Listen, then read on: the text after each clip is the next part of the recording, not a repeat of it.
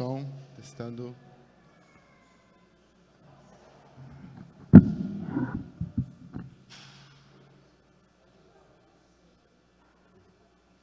Boa noite, irmãos. Graça e paz sejam com todos. Amém.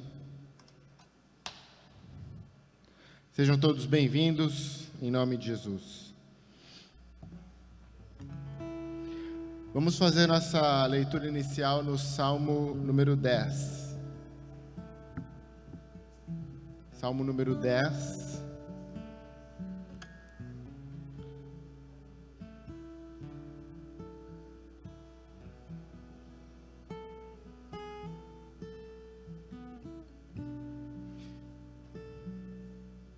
Vamos ficar de pé? Diz assim: Senhor, por que estás tão longe? Por que te escondes em tempo de angústia? Em sua arrogância, o ímpio persegue o pobre, que é apanhado em suas tramas. Ele se gaba da sua própria cobiça, e em sua ganância amaldiçoa e insulta o Senhor. Em sua presunção, o ímpio não o busca. Não há lugar para Deus em nenhum dos seus planos. Os seus caminhos prosperam sempre.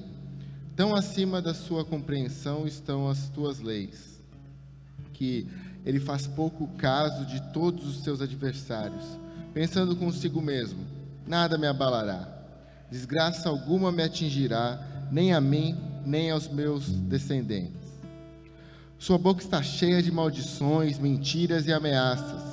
Violência e maldade estão em sua língua. Fica à espreita perto dos povoados, em emboscada mata os inocentes, procurando às escondidas as suas vítimas. Fica à espreita como o leão escondido. Fica à espreita para apanhar o necessitado. Apanha o necessitado e o arrasta para sua rede. Agachado fica de tocaia, e as suas vítimas caem em seu poder. Pensa consigo mesmo: Deus se esqueceu, escondeu o rosto e nunca verá isso. Levanta-te, Senhor, ergue a tua mão a Deus. Não te esqueça dos necessitados, porque o ímpio insulta a Deus, dizendo em seu íntimo: nada me impedirá as contas. Mas tu enxergas o sofrimento e a dor. Observa-os para tomá-los em tuas mãos. A vítima deles entrega-se a ti. Tu és o protetor do órfão.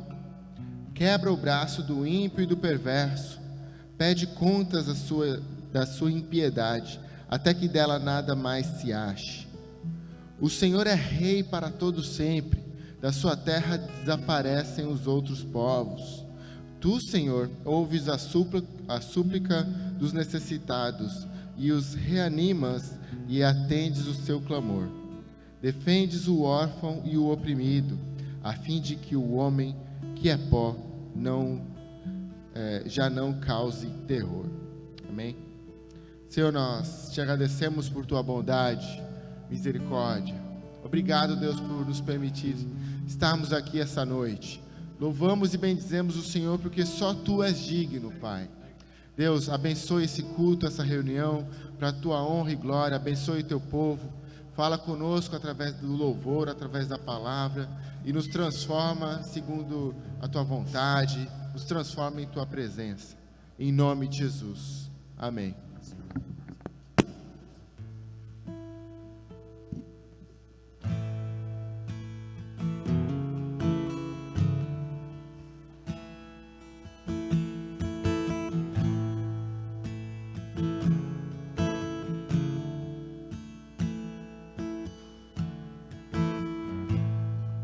Abriu mão da sua glória,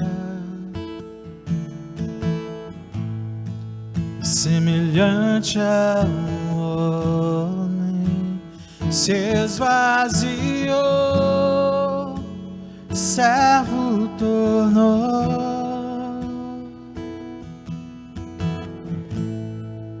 e a si mesmo se humilhou.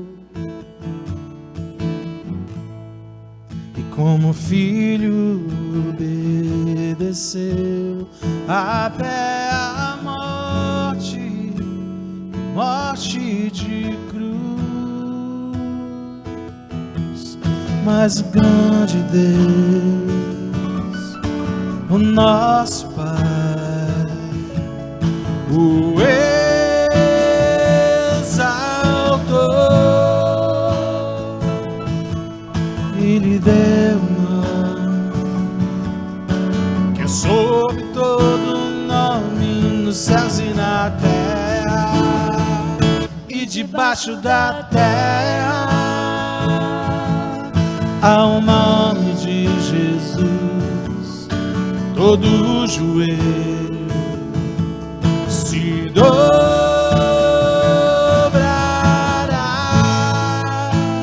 e toda língua confessará que Ele é o Senhor.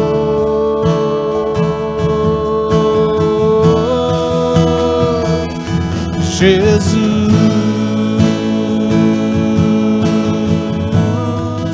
nome sobre todo nome, nome sobre todo nome. Jesus,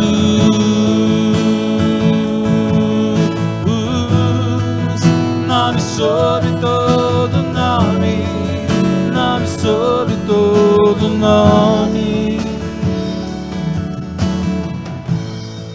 Abriu mão da sua glória, semelhante a um homem, se esvaziou, servo tornou, e a si mesmo se humilhou. Como filho obedeceu até a morte, e morte de cruz. Mas grande Deus, o nosso Pai, o exaltou e lhe deu sobre todo nome, nos céus e na terra e debaixo da terra. Ao nome de Jesus, todo joelho se dobrará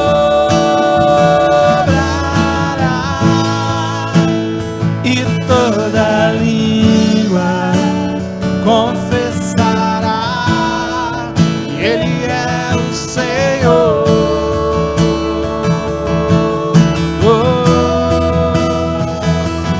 Jesus,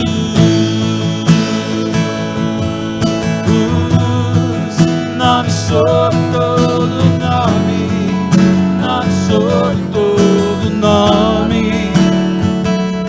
Jesus,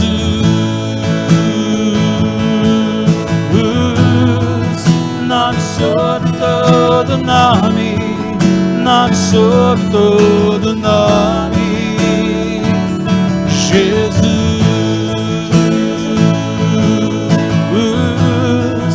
nome sobre todo nome, nome sobre todo nome.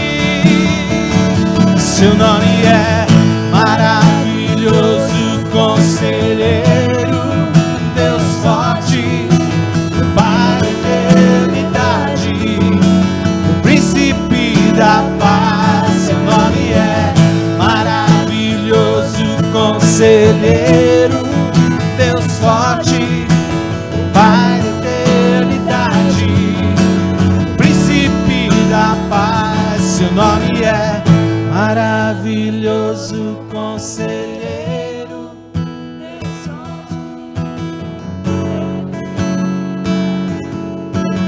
príncipe da paz.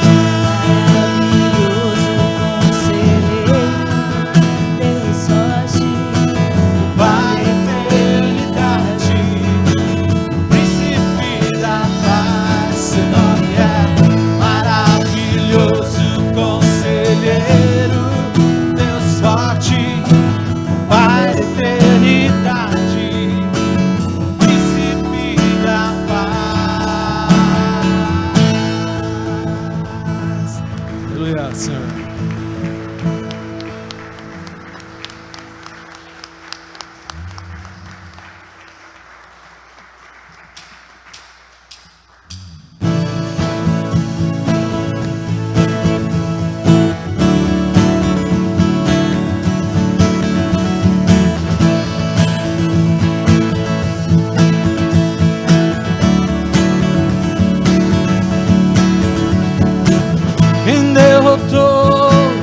escuridão e me amou até o fim.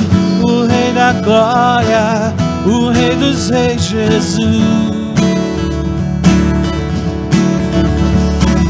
Com sua voz sacode a terra, em sua presença não há palavras. O Rei da Glória, o Rei dos Reis, Jesus. Maravilhosa graça, seu infinito amor tomou o meu lugar, na cruz nos levou, sua vida entregou para me resgatar. Oh, pra sempre eu canto o que fizeste a mim.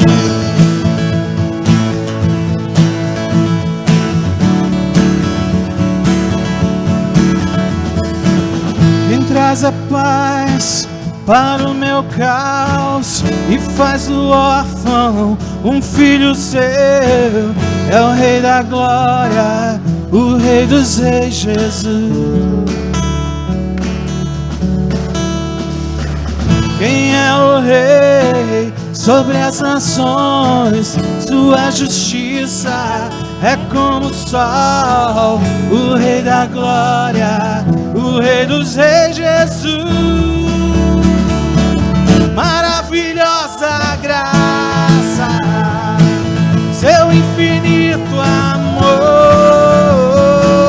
tomou o meu lugar, e a minha cruz levou, sua vida entregou para me resgatar.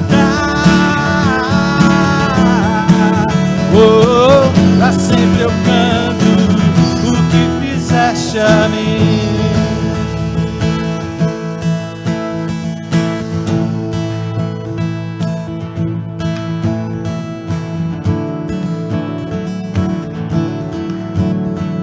Digno é o Cordeiro de Deus, digno é o Cordeiro que a morte venceu. Digno é o Cordeiro de Deus, digno é o Cordeiro que a morte venceu. Digno é o Cordeiro de Deus, digno é o Cordeiro que a morte venceu. Digno é o Cordeiro de Deus, digno é o Cordeiro que a morte venceu. Digno é o Cordeiro de Deus, digno é o Cordeiro que a morte venceu. Digno é o Cordeiro de Deus, digno é o Cordeiro, digno. Maravilhosa graça, seu infinito amor tomou o meu lugar, a minha cruz levou, sua vida entregou para me resgatar. Oh, pra sempre eu canto o que fizeste a mim.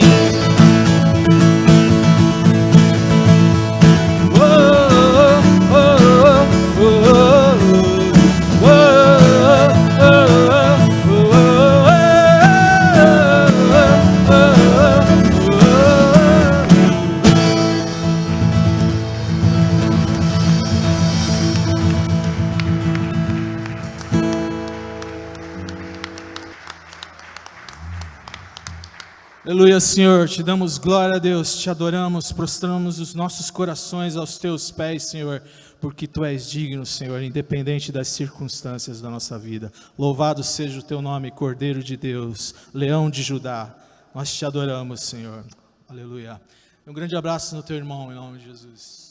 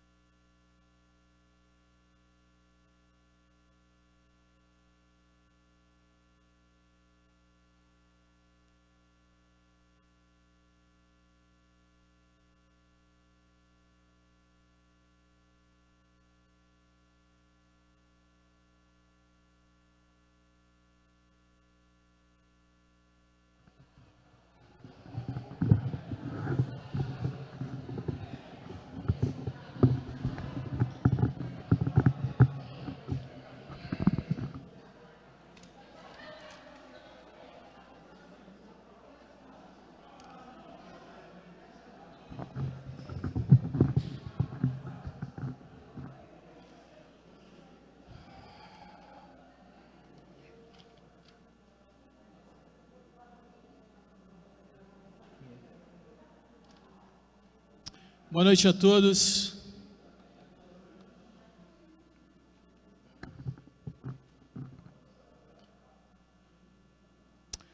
Nessa terça-feira, às 19h30, nós teremos a reunião de oração. Será um grande prazer contar com você, para estar clamando a Deus, para estar buscando ao Senhor, para estar intercedendo uns pelos outros. Na quinta-feira, a nossa comunhão dos lares dessa semana será na casa dos queridos Emerson e da Cris, Rua Walt Disney, 1554, nos fundos, aqui mesmo na cidade náutica, São Vicente.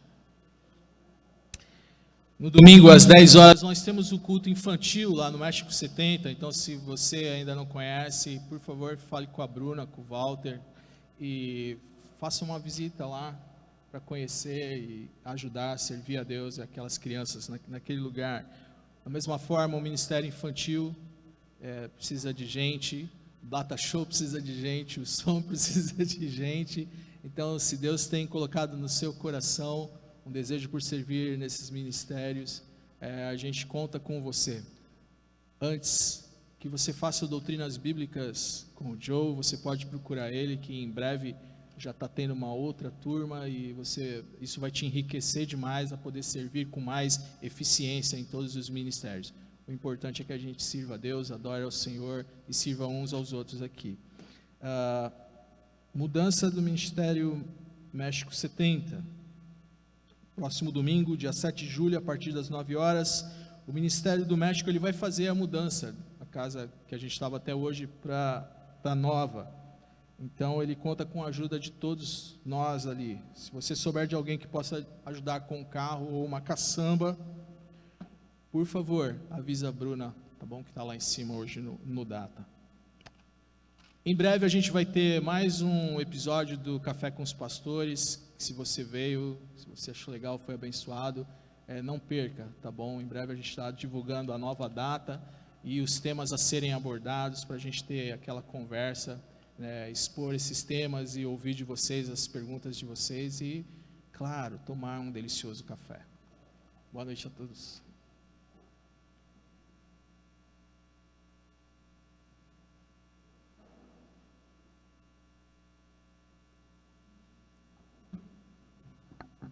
Boa noite, igreja. A paz do Senhor Jesus seja sobre todos. Amém. Hoje, após o culto, nós vamos tirar a foto, sem falta, tá bom?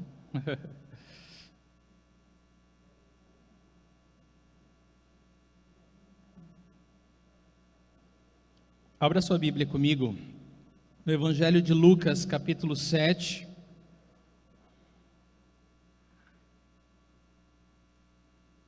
Nós não vamos ler porque é uma porção grande. Nós vamos ganhar tempo, tá bom? Então vamos orar. Pai, obrigado, Senhor, porque Tu és bom e o Senhor tem nos ajudado até aqui, Senhor. E Deus, a Tua graça, Senhor Deus, é sobre as nossas vidas. Teu Espírito Santo tem a liberdade, esse culto, de falar aos nossos corações, de nos transformar para a honra e para a glória do Teu santo nome, Deus. Tu sabes onde estamos, o que estamos passando, as dificuldades, lutas, ó Deus. E o Senhor olha atentamente, ó Deus, para tudo isso, Senhor. E nós temos a certeza pela Tua palavra, Deus, que o Senhor é o Deus dos livramentos. O Senhor é o Deus que sabe o caminho para fora do vale da sombra da morte, Deus. Então eu oro que haja paz nos corações essa noite, que o Senhor erga a cabeça do Teu povo e firme nossos olhos em Ti, Senhor, que nós possamos ouvir a Tua voz falar conosco essa noite, sair daqui transformado para a honra e glória do Teu nome. Em nome de Jesus, amém. Amém, queridos. Nós estamos estudando aos domingos o Evangelho de Lucas, Jesus, o homem perfeito. E o nosso versículo-chave é Lucas 19:10, que diz: pois o Filho do Homem veio buscar e salvar o que estava perdido. No nosso último estudo do Evangelho de Lucas, nós estudamos Jesus ressuscitar o filho da viúva da cidade de Naim. Você viu como Jesus ele trouxe consolo, né? Ele se compadeceu do sofrimento daquela mãe e ele trouxe o seu filho de volta à vida. Todos nós fomos ministrados através disso, dessa passagem. E essa noite a gente vai continuar com o capítulo 7, e essa noite a gente vai aprender com o que Jesus fala a respeito de João Batista. Amém? Hoje nós vamos ver Jesus falando a respeito de João Batista. Lucas capítulo 7, versículos de 18 a 35. E o tema da mensagem dessa noite é consolo ao desanimado. Amém? Consolo ao desanimado. Bom, talvez sirva para alguém isso, né? Há uma esperança, né? Muito bem, essa noite Jesus vai consolar João Batista, que estava na prisão. Ele se encontrava preso nessa situação e frustrado, né, com seu ministério, pensando que tinha sido um fracasso, né? Não sei se alguém já passou por isso, não sei se esse sentimento já sondou algum coração, mas era assim que João se encontrava. Ele tinha a convicção de que seu ministério tinha sido um fracasso, e ele estava ali no final da sua vida, né, com um ministério fracassado. Só que Jesus ministra a João essa noite, e nós temos certeza que o Senhor vai falar tremendamente aos nossos corações também. Então vamos lá, Lucas capítulo 7, versículo 18.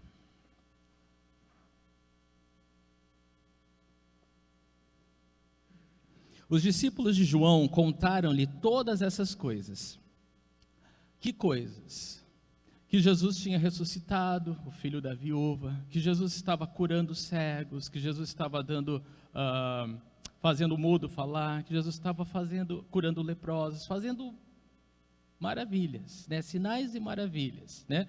E tudo isso os discípulos de João contavam para ele. Então, embora João estivesse preso já há alguns meses, e você sabe que João ele foi preso porque Herodes, o tetrarca, o governador daquela região, prendeu João, mesmo que ele não tenha feito nenhum crime, simplesmente porque João denunciou o pecado de Herodes. Ele tinha pego Herodias, mulher do seu irmão Filipe, e estava dormindo com ela. E João Batista, ele falou, isso é errado, isso é pecado. E é claro que Herodes ele não gostou, e no aniversário de Herodes, Herodias, ela pede para que a sua filha dance na presença de Herodes, e ele se agradou muito daquela dança sensual, e ele falou, olha, você pode me pedir o que quiser agora que eu faço para você. E instruída por sua mãe Herodias, a menina pede a cabeça de João Batista numa bandeja. E então Herodes se vê cercado, sem saída, porque ele queria prender Herodes, mas ele temia prender Herodes, porque ele sabia que o povo olhava para João Batista, Herodes queria prender João, mas ele temia prender João, porque ele sabia que o povo olhava para João como um profeta de Deus, e ele não queria esse desgosto, né, ou essa revolta do povo contra ele. Mas, diante dessa situação, ele é obrigado a trazer a cabeça de João Batista numa bandeja para sua mulher, ou sei lá o que, né? Herodias. E então essa é a situação aqui, irmãos. João Batista ele já estava preso há alguns meses, e você sabe que João Batista foi um profeta sem igual. Ele veio como precursor, anunciando a vinda do Messias, né? Algo tremendo, fantástico, o seu ministério. Muitos, né, a nação inteira foi sacudida pela mensagem de João, nós já estudamos isso aqui. As pessoas vinham aos montes, né, em dezenas, se batizarem no Jordão, arrependendo-se dos seus pecados, preparando seus corações para a vinda do Messias. Então, ali estava João, preso. Devia ser difícil para um homem que tinha uma vida selvagem, que se alimentava de gafanhotos e de mel silvestre, agora confinado numa prisão, numa cela, num calabouço. Mas mesmo assim os seus discípulos o visitavam e traziam-lhe notícias do que estava acontecendo com Jesus e o seu ministério. Então ele, no versículo 18 aqui, ele chama 2 dos seus discípulos e pede para que eles façam uma coisa. Mas antes da gente ir para o 19, é importante falar algumas coisas. João Batista, muitos dos discípulos de Jesus começaram sendo discípulos de João Batista. André, irmão de Pedro, foi um deles. E João, ele assistiu o ministério de Jesus ascender, crescer, né? À medida que ele via o seu próprio ministério, como precursor do Messias, sumindo, né? E é impressionante o que esse homem diz. Ele diz: é importante que ele cresça e que eu diminua. Esse é João Batista, é desse homem que nós estamos falando aqui essa noite. E Jesus vai falar mais sobre João, eu não vou ser o spoiler e contar para vocês antes da hora. Bom, vamos lá, Lucas capítulo 7, versículo 19. Então João pede para que 2 dos seus discípulos vá até o Senhor. Diz aqui que ele os envia ao Senhor para perguntarem: és tu aquele que haveria de vir, ou devemos esperar algum outro? Espera aí, João Batista preso, agora pede para que 2 dos seus discípulos vá até Jesus e tire uma dúvida: Jesus, tu és tu mesmo? Jesus, tu és o Messias? Senhor, é o Senhor mesmo que veio libertar a nação de Israel? Ou nós devemos esperar outro? E você deve se perguntar: nossa, mas não foi esse que falou com tanta convicção: eis o Cordeiro de Deus que tira o pecado do mundo, esse é aquele que eu não sou digno nem de desatar as sandálias?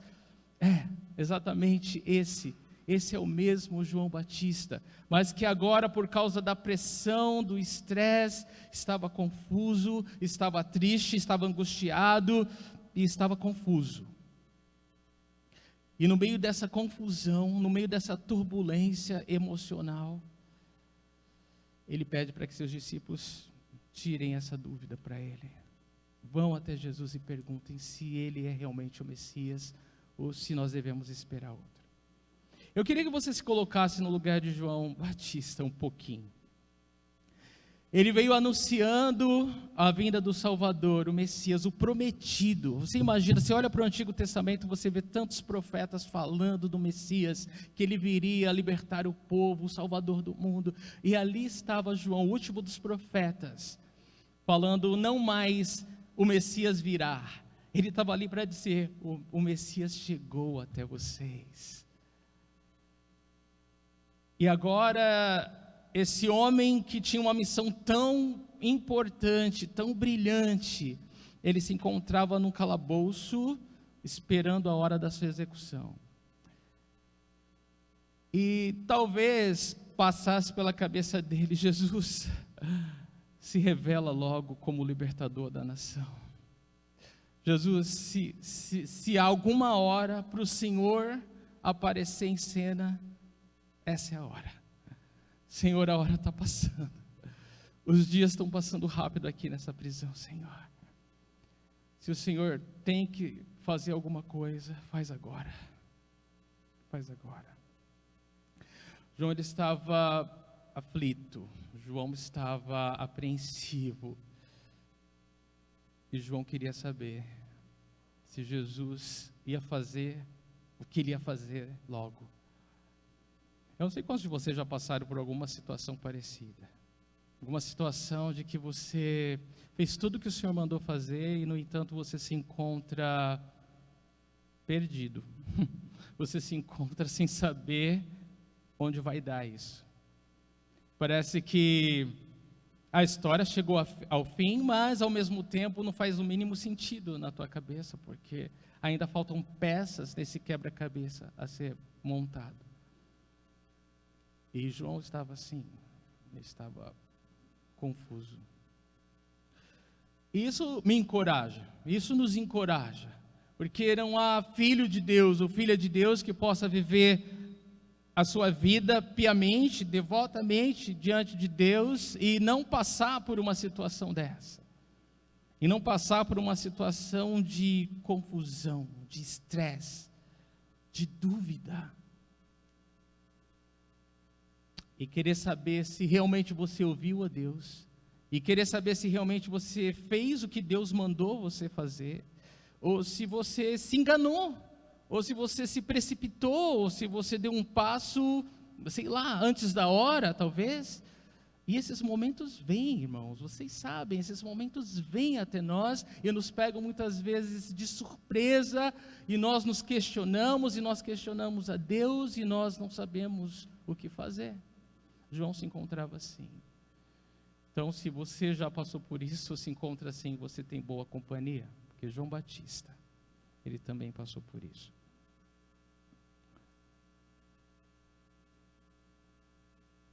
Há uma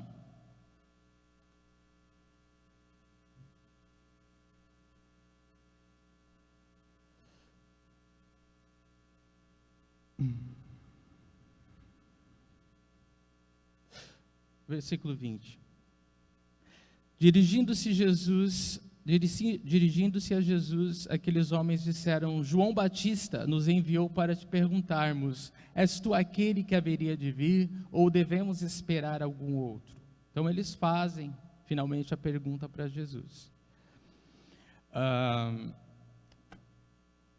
Alguém uma vez falou o seguinte, que sempre que nós nos depararmos numa situação como essa, que nós acabamos de falar, que João Batista se encontrava, e que a gente tem aquela ansiedade de que Deus tem que agir logo, Deus age logo, Senhor, eu tenho pressa, o Senhor tem que fazer alguma coisa agora ou nunca.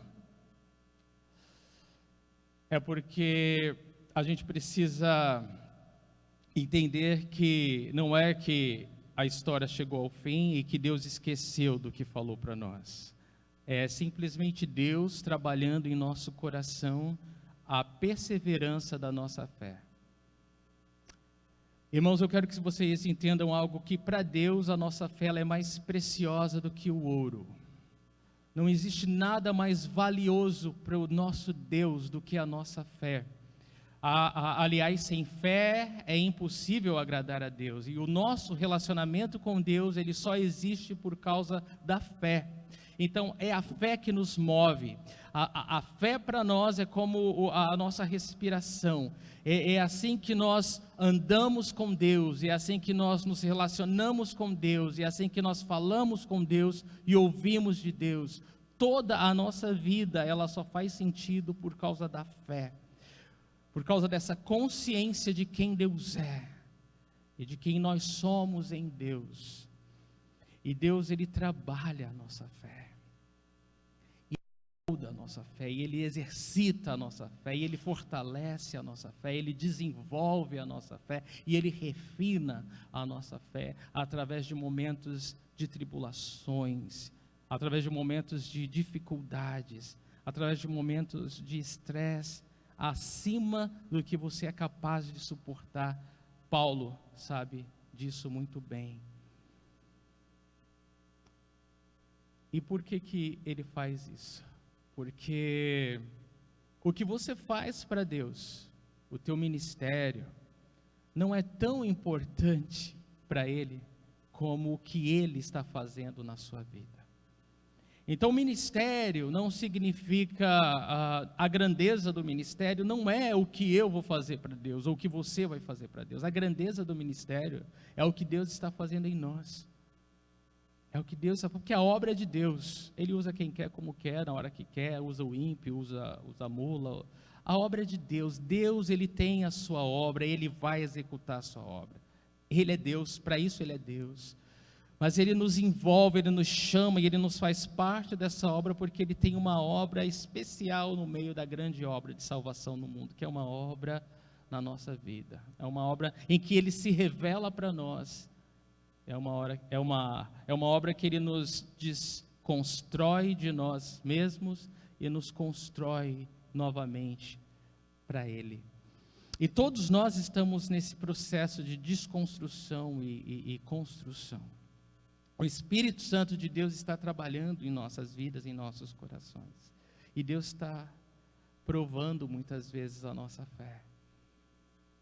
Porque é isso que mais o agrada. E às vezes a gente está com o foco no lugar errado. E às vezes a gente está com o foco naquilo que a gente tem que fazer para Deus. Não, alguma coisa está errada, Deus, porque eu ainda não acabei o que o Senhor mandou fazer.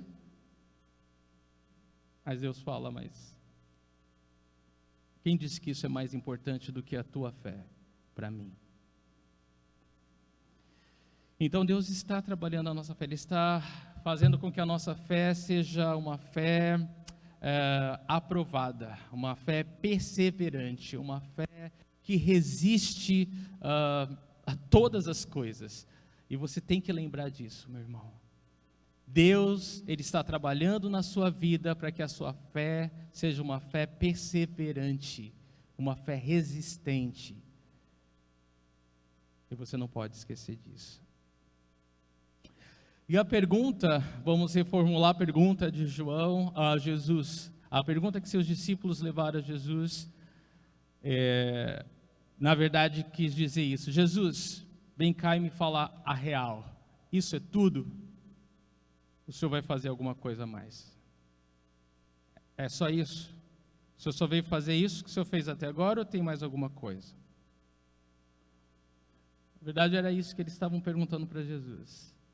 João, ele falou: eis o Cordeiro de Deus, que veio tirar o pecado. João entendia que a obra que Jesus ia fazer como Messias prometido tinha a ver com sacrifício, tinha a ver com salvação.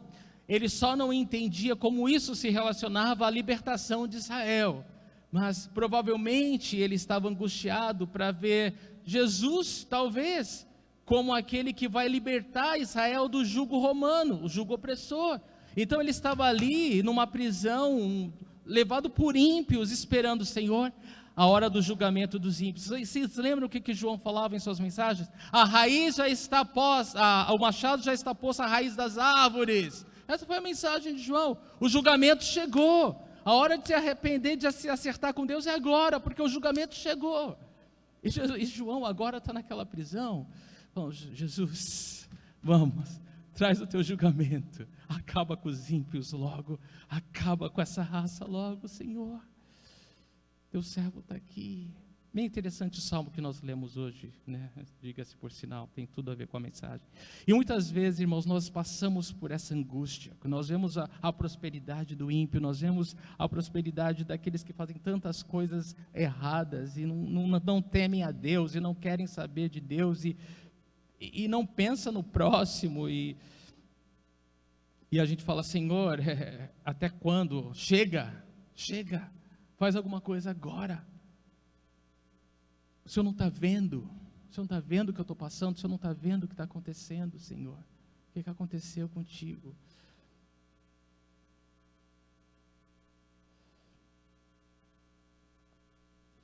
Os líderes judeus não fizeram nada por João, e João sentia que Jesus não estava se importando com ele. Eu não sei se você sentiu isso já. Parece que você está numa situação que ninguém pode fazer nada por você, e a única pessoa que você acredita que pode, parece não se importar, parece não te ver, parece que... Deixa você lá, né? Você consegue aguentar um pouquinho mais, e você está desesperado, falando: Senhor, me tira dessa aprovação, eu não aguento mais, Senhor, eu não aguento mais, Senhor, eu não aguento mais, Senhor, e o Senhor fica quieto, e o Senhor não fala nada, e o Senhor parece que não está fazendo nada, e você fala: Senhor, por favor, acaba com isso agora, Senhor.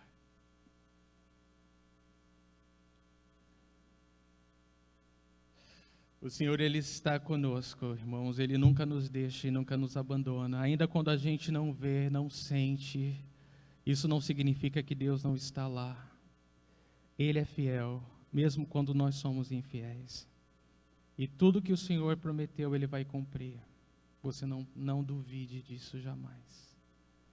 E se Ele permite que você aguente um pouco mais, é para a glória de Deus e para o teu próprio bem, para que você possa desfrutar do benefício de saber que você suporta mais do que você achava que suportaria, que você é mais forte do que pensava no Senhor, e você precisa disso, nós precisamos disso. Nós somos chorões, irmãos, nós queremos arregar facilmente, nós queremos pedir água rapidamente, e o Senhor está nos treinando, o Senhor está nos desenvolvendo, o Senhor está nos preparando para o céu.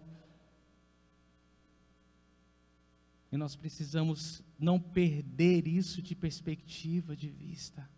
O Senhor está trabalhando em nós, porque o alvo dele é a eternidade conosco.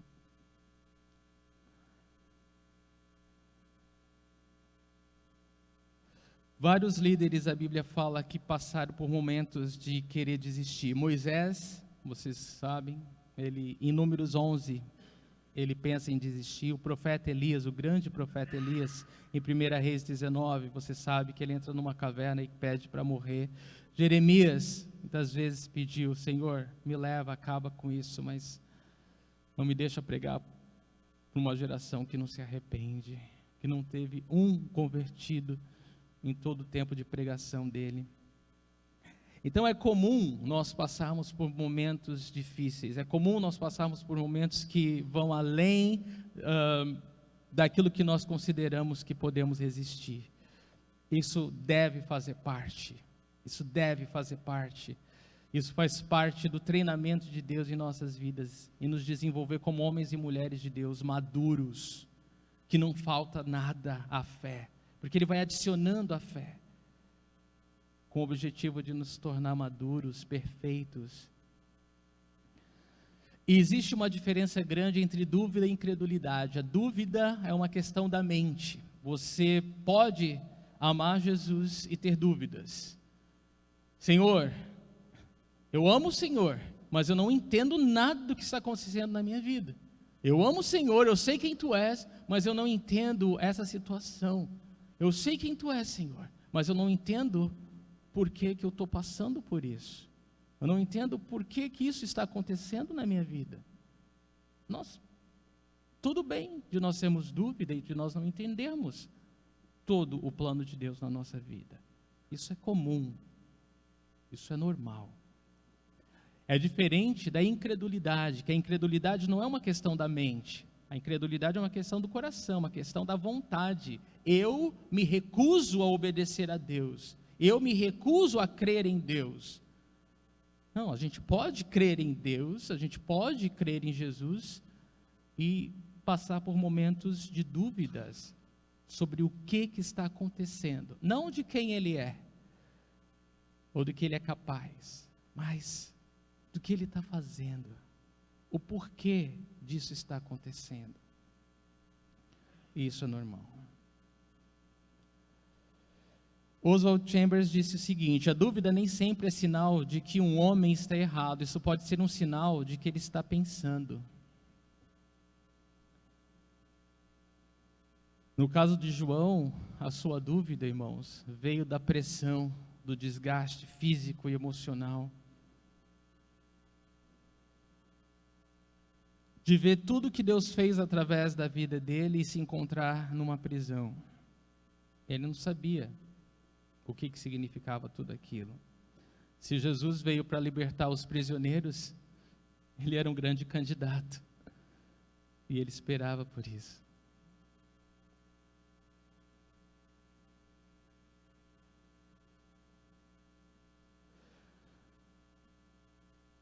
Em 1 Pedro 1, de 10 a 11, nós lemos o seguinte: foi a respeito dessa salvação que os profetas que falaram da graça destinada a vocês investigaram e examinaram, procurando saber o tempo e as circunstâncias para os quais apontava o Espírito de Cristo que neles estava, quando lhes predisse os sofrimentos de Cristo e as glórias que se seguiriam àqueles sofrimentos.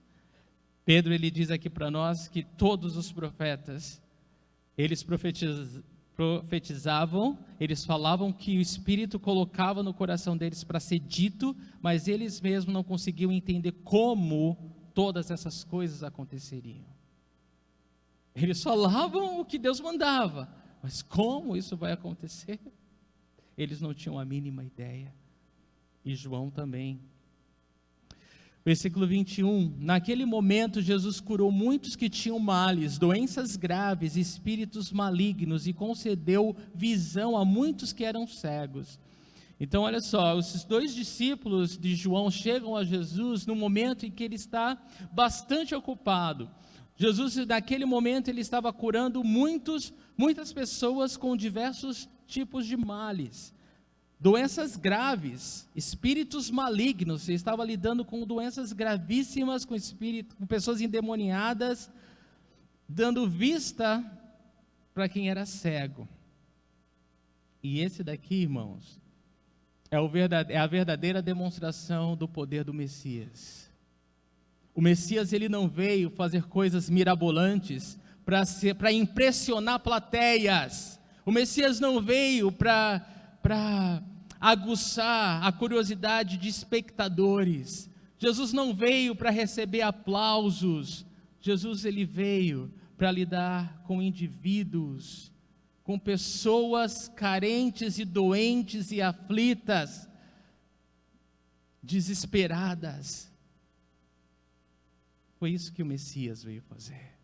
Mas ele é o Messias, ele é grande. E Jesus fala: sim, porque eu sou grande, eu posso e eu consigo me importar com um indivíduo. Eu posso curar o cego, eu posso fazer um aleijado andar. É importante para o Messias, irmãos, lidar conosco individualmente. Jesus, ele não veio fazer um ministério de massas. Jesus, ele veio alcançar indivíduos para o reino dele. Você entende isso? Isso é tão chave para o Evangelho. Se você entender isso, irmão, você é a pessoa mais feliz do mundo. Se você entender verdadeiramente isso, que Jesus, sendo o que é, Deus em carne, ele veio para se importar com a tua vida. Não importa mais nada para ele, desde que você esteja bem, desde que você o conheça, desde que você esteja andando com ele. É isso que ele veio fazer. Eu vou repetir: o objetivo do ministério do Messias não foi impressionar espectadores, mas foi transformar indivíduos. Amém? Salvar indivíduos. E é isso que Jesus estava fazendo. No versículo 22, Jesus, ele responde então para eles. Então ele respondeu aos mensageiros: voltem e anunciem a João o que vocês viram e ouviram. Os cegos vêm, os aleijados andam, os leprosos são purificados, os surdos ouvem, os mortos são ressuscitados e as boas novas são pregadas aos pobres. Eu acho impressionante o ministério do Messias, irmãos. João talvez estava pensando: talvez isso não seja tudo. Talvez o principal seja esse líder político que vai vir e vai dominar, e vai ser uma pessoa grande, vai ser aclamada, e nós todos vamos ser libertos desse jugo opressor de gentios. E Jesus fala: responda para João o seguinte: o cego agora vê, o aleijado agora está andando, o mudo está falando, viu? E olha, aquele que está morto agora tem vida. Vai lá e conta para o João. Conta para o João. O João vai entender essa mensagem. O João vai entender essa resposta. O que Jesus estava falando, irmãos? Fala para o João não ficar confuso.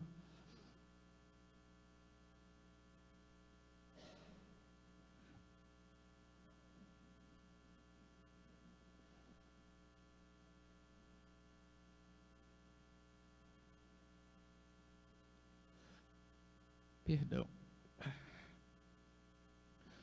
Mas Jesus estava falando: fala para o João que ele vai entender perfeitamente o que está acontecendo aqui. Deus está se manifestando em poder, porque indivíduos estão sendo transformados para sempre.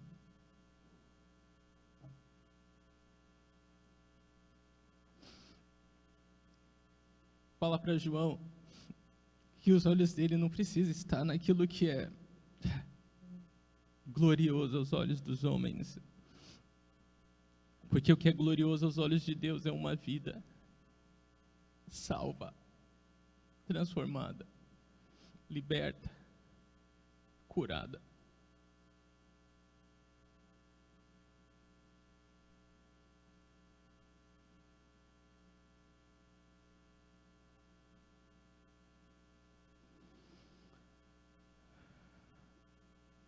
E no meio de tudo isso ele fala: e as boas novas chegaram aos pobres. Pobre ele que os pobres agora, eles têm vez também. A compaixão de Deus alcançou eles. Não importa o quanto eles têm sido ou sofrido injustiça de homens, de governantes, as boas notícias do reino chegaram até eles. Vai, corram, corram, contem a João essa grande notícia. Jesus, ele queria encorajar João, irmãos. Jesus, ele queria levantar a alma daquele profeta. Jesus queria dizer para ele: João, não foi perdido.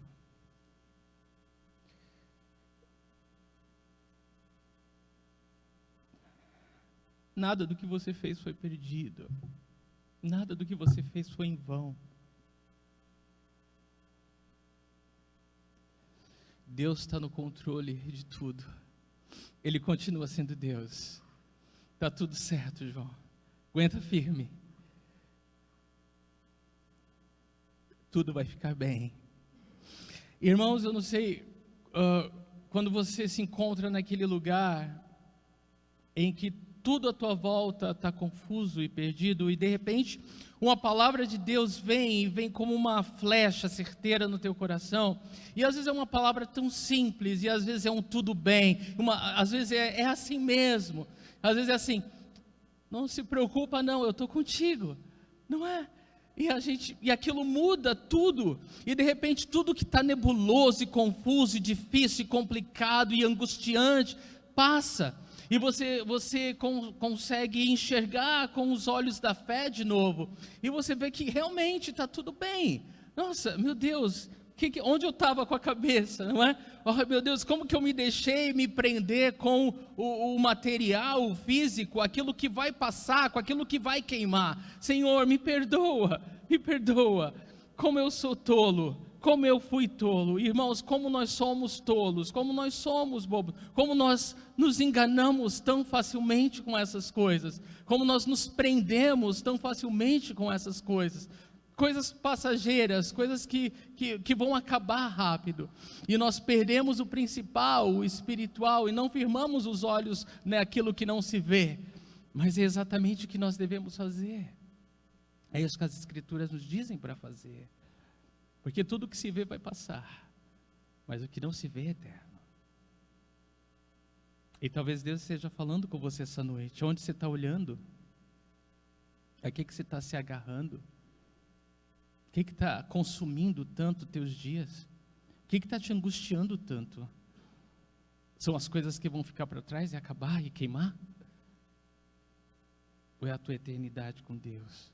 Ou é o que Jesus fez por você e o quanto você é importante para Ele?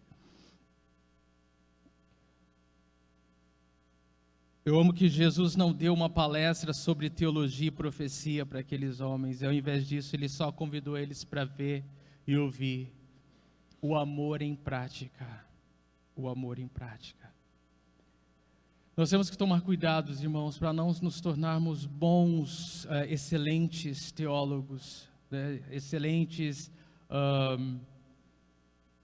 ortodoxos. É muito bom tudo isso. Doutrina é muito bom, mas a gente não pode deixar a prática de lado, porque toda a nossa ortodoxia, todo o nosso conhecimento da palavra de Deus, ele só vai fazer sentido, e Jesus falou isso, né? Paulo escreve em 1 Coríntios que todos os dons vão passar, né? Logo você não vai ter mais necessidade de nenhum deles, mas ele fala: esse é o caminho mais excelente, e o caminho mais excelente é o caminho do amor. Porque é isso que importa aqui, é isso que vai durar lá. E a gente precisa entender que todo conhecimento ele vai passar um dia. Que as línguas vão passar, que a fé de transportar um monte de lugar vai passar também. Mas o que importa é como a gente vive a nossa vida cristã e como isso afeta a pessoa que está do nosso lado. Porque não adianta a gente ter todo o conhecimento do mundo e a fé maior do mundo e coisas grandiosas aos olhos dos homens, se nós não nos importarmos com aquilo que é essencial para o reino dos céus, que é o perdido, que é a necessidade daquele que está do nosso lado. Se nós fizermos isso, é como se nós coássemos o mosquito e engolíssemos um camelo. É exatamente essa a ilustração que nós estamos fazendo. Então Jesus, ele não veio estabelecer um reino político, mas antes ele veio demonstrar o reino de Deus com poder, transformando vidas de pessoas individualmente. E todas essas coisas que o ministério do Messias, que Jesus fez em seu ministério, a gente encontra em vários livros do Antigo Testamento, mas principalmente o livro de Isaías. E aí tem algumas passagens, eu acho, para você anotar, se você gosta de estudar depois as passagens do culto. Encorajo a todos a fazer isso. O cego vê, o aleijado anda, o surdo ouve, o morto recebe vida, os pobres ouvem as boas novas. Você pode tirar uma foto, isso aí, perfeito, mais fácil, né? Mas Jesus, ele acalma o coração do profeta João. Jesus, ele traz um alento para João, que João poderia agora ir até o fim. E mesmo o fim sendo ser decapitado, mesmo que o fim seja ter a sua cabeça levada numa bandeja a uma mulher ímpia, não importa. João estava feliz, porque ele cumpriu o seu ministério. Ele sabia que o que ele tinha que fazer foi feito, foi concluído com sucesso. Irmãos, é tão importante, não interessa o que os outros pensam de você, não interessa nem o que você mesmo pensa de você, porque o que interessa, o que é importante é o que Deus pensa a seu respeito. E eu creio que é isso que todos nós deveríamos querer, ou se interessar, ou se importar com o que Deus pensa a meu respeito. Versículo 23. E feliz é aquele que não se escandaliza por minha causa. Jesus, ele completa a mensagem aos discípulos de João falando: feliz é aquele que não se escandaliza, ou aquele que não se ofende por minha causa. Ou em outras passagens, feliz é aquele que não tropeça em mim. Feliz é aquele que não olha para mim como uma pedra de tropeço. E Jesus está falando isso porque muitos olhavam para Jesus como e se ofendiam com o ministério dele, né? A gente sabe, aquele que não comer da minha carne, não beber do meu sangue, não faz parte de mim. Multidões o deixaram. A palavra dele dividia as multidões. E Jesus fala: feliz é aquele que não se escandaliza por minha causa. Feliz é aquele que não tropeça em mim, no meu ministério, naquilo que eu vim fazer. A expectativa das pessoas nesse momento, do judeu, era de que ele realmente ia livrar, seria um líder político que ia livrar Israel do jugo romano. E aí muitos se frustraram. Que isso? Perdoar pecado? Que isso? Salvar o perdido, buscar o perdido? Sai fora, Jesus. Eu quero me livrar dos romanos. E Jesus fala: feliz o que não se escandaliza por minha causa. Feliz aquele que não se ofende com o meu ministério, com aquilo que eu vim fazer.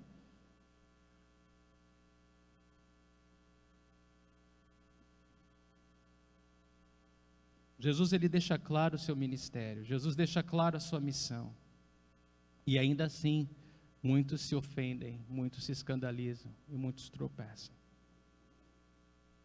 Infelizmente, Jesus, ele veio para morrer no lugar do pecador e salvar o homem perdido, para trazê-lo à comunhão com o Pai novamente.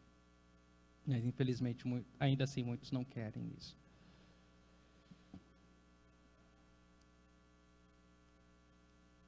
E muitas pessoas, elas se escandalizam com a igreja, elas acham que a igreja deveria resolver os problemas do mundo inteiro.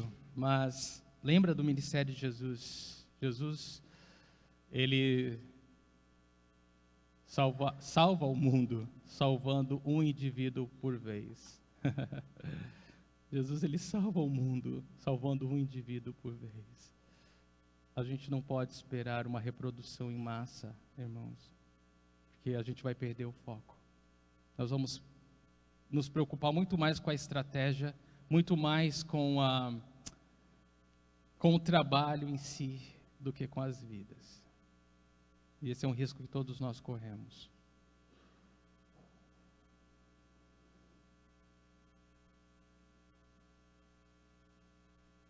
Tudo que a igreja pode fazer, assistência humanitária, ótimo, excelente, muito bom, né? Assistir os necessitados, perfeito. Reformas, ótimo, perfeito. Eventos, maravilhoso. Mas tudo isso tem que ser apenas um meio para alcançarmos vidas. Um meio para que indivíduos sejam transformados pelo poder do Senhor Jesus Cristo. E nós temos visto acontecer através da ONG, irmãos. Temos visto isso acontecer através dos cursos que estão sendo dados aqui no México 70, e é maravilhoso isso. Você deveria orar e se envolver com isso. E é maravilhoso ver o trabalho que é feito, tanto no México 70 como no Ministério Infantil, a tantas e tantas crianças que chegam num lar destruído, e elas encontram esperança através da palavra de Deus em Jesus Cristo. Louvado seja Deus por permitir que tios, que homens e mulheres se importem com aqueles que muitos não se importam, com as crianças. Esse é o Evangelho de Cristo. É esse o ministério de Jesus, irmãos. Não é algo espalhafatoso, à luz dos holofotes muitas vezes. Muitas vezes ninguém vai ver o que você faz para ele. Tudo bem. E muitas vezes você vai morrer sem esse reconhecimento. Tudo bem, porque o Senhor está vendo. E no céu, eu posso te dizer isso com toda a convicção, o seu galardão está te esperando. Do que importa ganhar o mundo inteiro, irmãos, e perder a alma. Nada. Nada.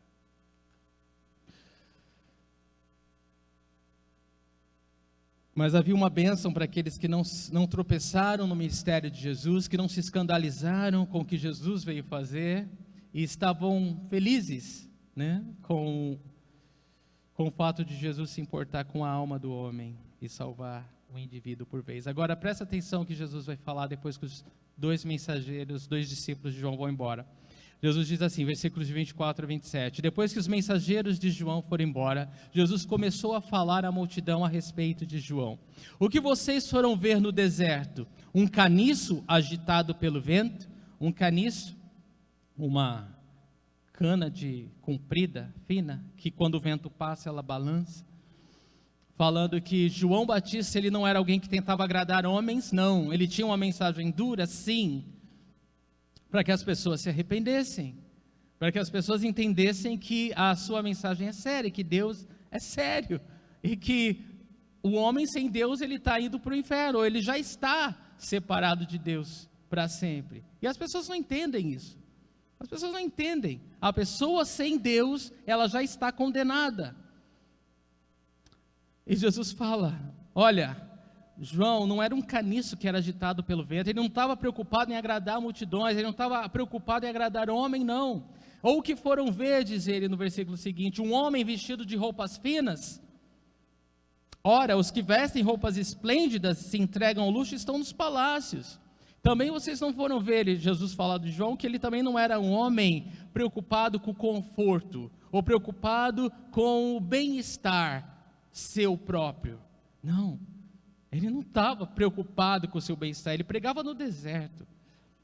Ele não se dava ao luxo e prazeres comuns aos homens, porque ele queria estar focado no seu ministério, naquilo que ele tinha que fazer. E Jesus falou, não foi, com certeza esse não era João. Afinal, o que foram ver um profeta? Sim, eu lhes digo, e mais que profeta. Por que Jesus falou que João Batista era mais do que um profeta? Aqui está a resposta. Este é aquele a respeito de quem está escrito: enviarei o meu mensageiro à tua frente, ele preparará o teu caminho diante de ti. Essa passagem Jesus cita de Malaquias, capítulo 3, versículo 1.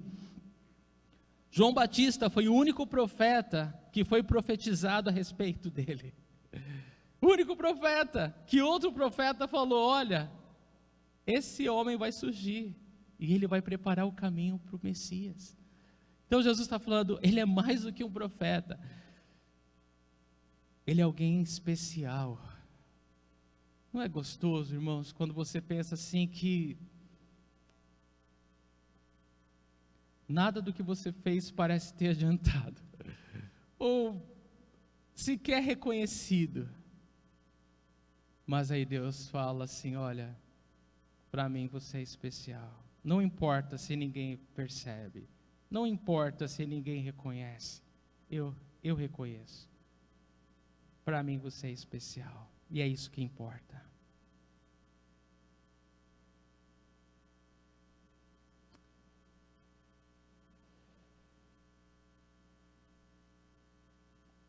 Jesus, ele também expõe os corações das pessoas que rejeitaram o ministério de João Batista e, por consequência, o seu próprio ministério.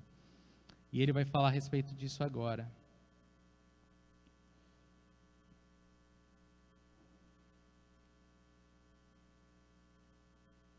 Versículo 28. Eu lhes digo que entre os que nasceram de mulher não há ninguém maior do que João, todavia o menor no reino de Deus é maior do que ele. O que Jesus está dizendo, irmãos? Que dos que nasceram de mulher não há ninguém maior do que João. Então, de todos os homens nascidos de mulher, ninguém é maior do que João Batista. João Batista, de todos os homens que nasceram, ele foi um homem muito especial, porque ele tinha essa missão maravilhosa e ele cumpriu a sua missão até o fim com excelência. Mas Jesus, ele completa essa frase. Ele fala: todavia, o menor no reino de Deus é maior do que ele. O que Jesus está falando agora? Que o menor no reino de Deus, ele está falando daqueles salvos pela graça, salvos pela fé em Cristo. João, ele morreu antes do preço ser pago na cruz, né? Ele ainda pertence à antiga ordem, ele ainda estava debaixo da lei, vamos dizer assim. E Jesus está falando: olha, dessa turma debaixo da lei, ele foi o maior.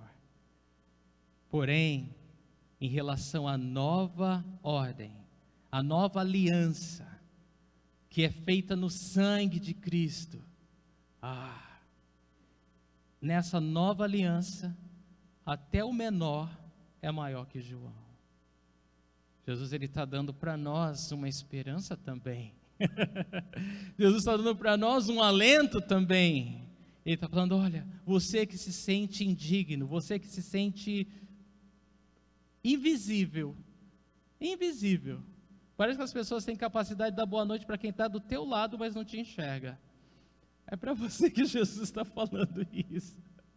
Ele está falando o seguinte: não tem problema, porque até o menor nessa nova aliança é maior que João. E olha que Jesus falou de João, hein? E olha que João era o cara, hein? E Jesus está falando: não deixa ninguém desprezar você, não deixa, não aceita ninguém te menosprezar, não aceita que ninguém te despreze, porque para Deus você é importante. Se você crê em Jesus e se a sua vida está nele, você tem tudo, você não precisa de mais nada. É isso que Jesus está falando aqui.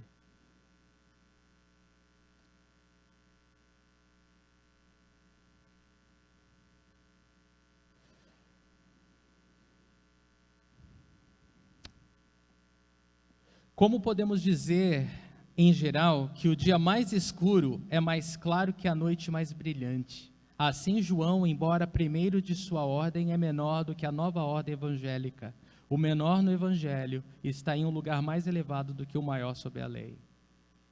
Spurgeon disse isso. Um outro estudioso disse também: este não é um conforto pequeno para os ministros do evangelho, contra os desprezos lançados sobre eles pelo mundo. Eles são alguém no céu, seja o que for que os homens façam deles. Ainda que você vá preso, ainda que você seja decapitado. É o que Jesus pensa de você. É o que importa. Lucas 7:29 diz: todo o povo, até os publicanos, ouvindo as palavras de Jesus, reconheceram que o caminho de Deus era justo, sendo batizados por João. Então aqui no versículo 29, Jesus fala que aqueles dentre o povo que ouviram a mensagem de João e se batizaram e que se arrependeram dos seus pecados, aceitaram com facilidade a mensagem de Jesus. Eles creram em Jesus. Porém, versículo 30, mas os fariseus e os peritos na lei rejeitaram o propósito de Deus para eles, não sendo batizados por João.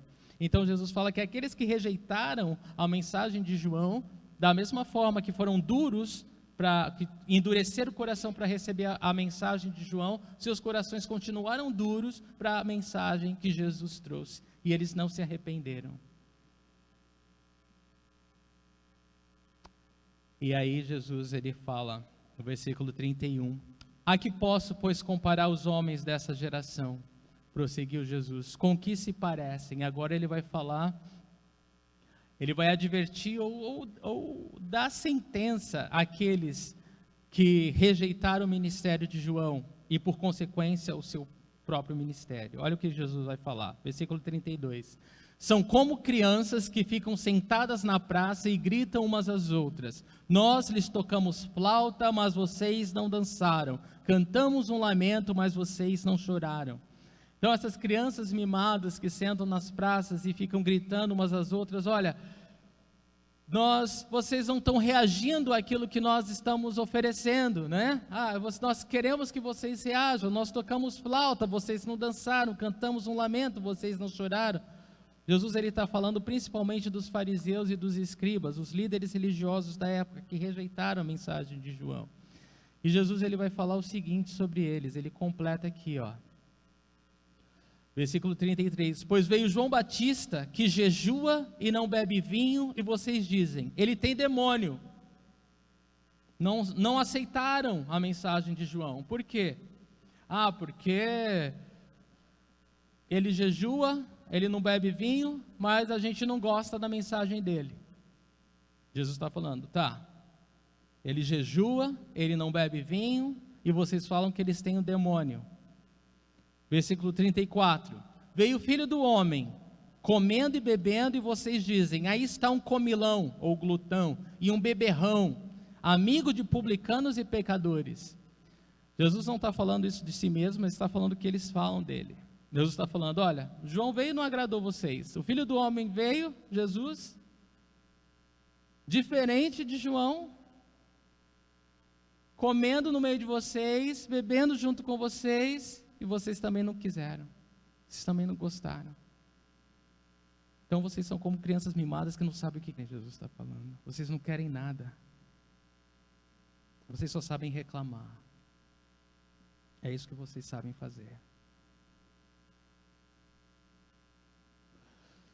Então eles não aceitaram a mensagem dura de João e nem a mensagem graciosa de Jesus. Eles não se importaram com o ministério de João nem com o ministério de Jesus. Eles não queriam nada, por quê? Porque eles não queriam se arrepender dos seus pecados. Essa é a única razão. Para aquele que não quer se arrepender do pecado, irmão, nada vai agradar. Pode mudar o pregador, pode mudar a mensagem, pode mudar o que for, pode mudar a igreja, pode mudar tudo. Aquele que não quer se acertar com Deus, ele vai reclamar, ele vai murmurar, ele vai criticar e não vai mudar.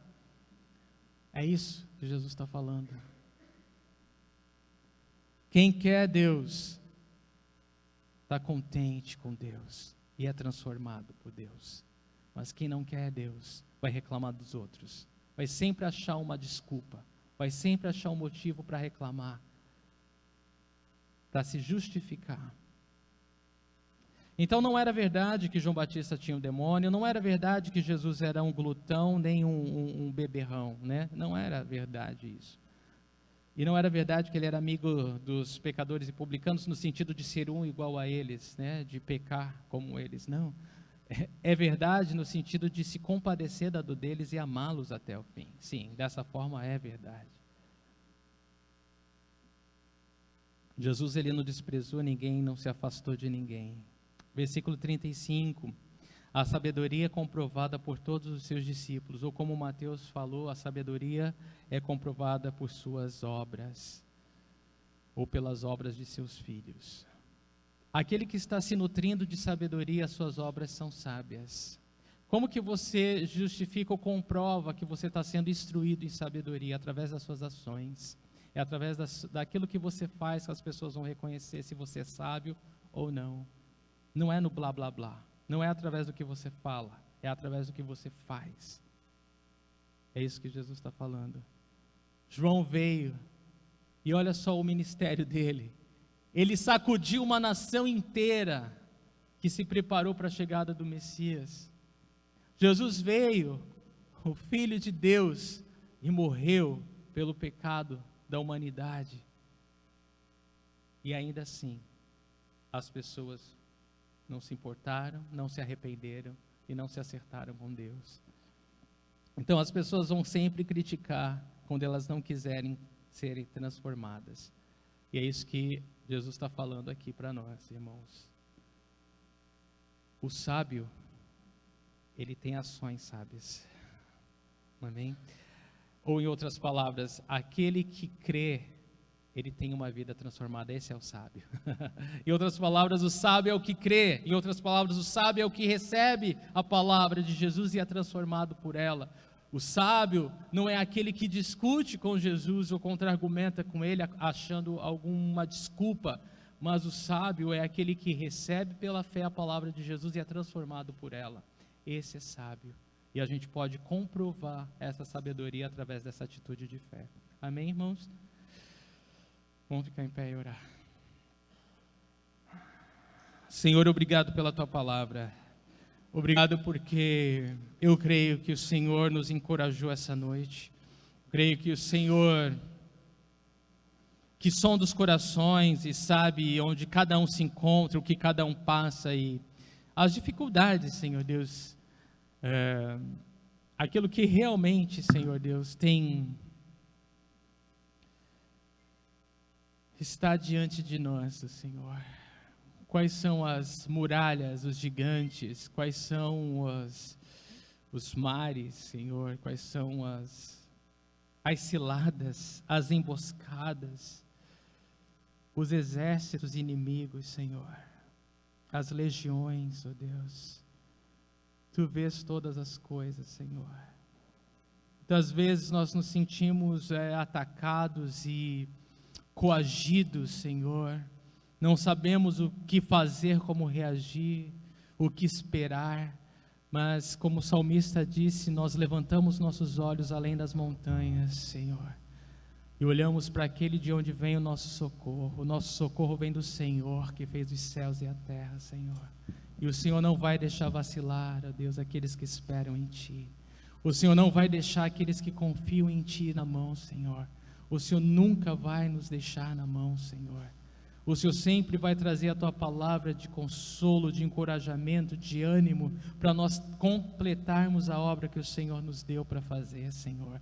E Deus nos ajuda a entender, Senhor, que a Tua obra, ela é de um por um, Senhor. Ela é individual, Senhor.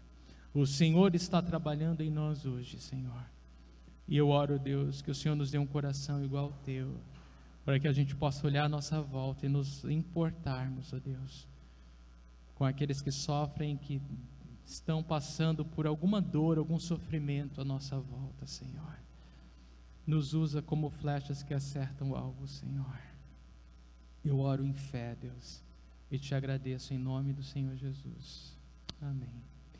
Irmãos, essa noite nós não temos a ceia, nós vamos orar. É um culto de oração, de espera no Senhor.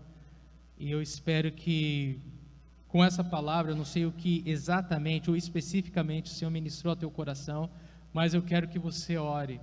Eu quero que você expresse o teu coração ao teu Deus essa noite.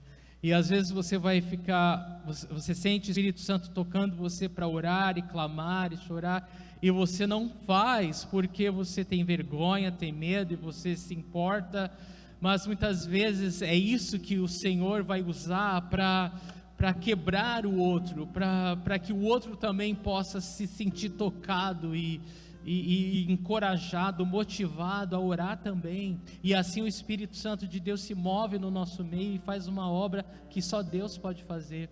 Então eu oro, irmão, que você não se cale essa noite, eu oro que você não tema essa noite, eu oro que você simplesmente se renda ao Senhor e se permita ser usado por Ele, em nome de Jesus. Amém.